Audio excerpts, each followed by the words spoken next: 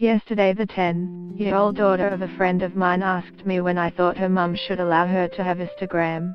The first thing I did was ask her why she wanted to be on it. She said that all her friends were already on it and that when they talked about things they saw and shared, she felt left out. Don't you remember that feeling? I so utterly get that. It's that feeling of being out of the loop. Not part of the conversation. Not in on the joke. But here's what I said to her about Instagram, and every other social media platform.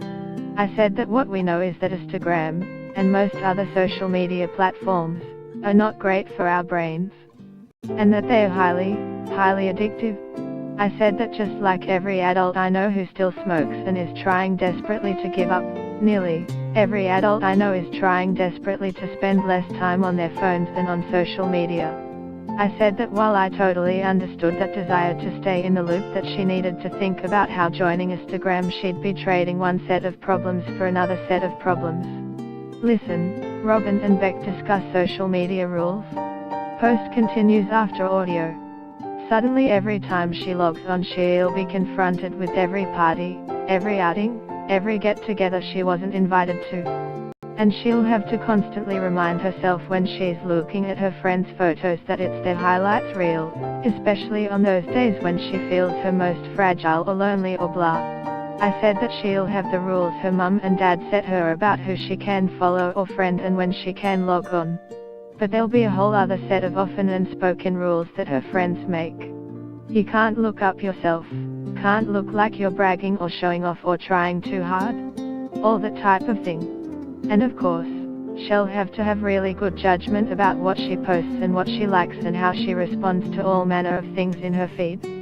Every like, every share, every mean-spirited offhand comment become part of your online legacy.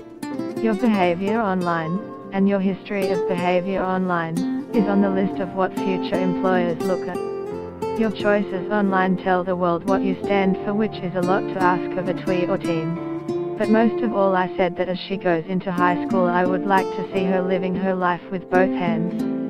Swimming, bike riding, rock climbing, knitting, sewing, baking, playing netball or basketball or hockey or rugby or soccer, building, sculpting, painting, singing, dancing, writing, composing, playing guitar or piano or violin.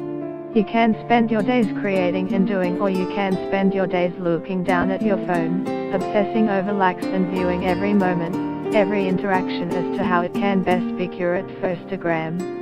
Social media is highly addictive. It has a habit of white-anting our lives when we don't have strong boundaries in place. And it has a tendency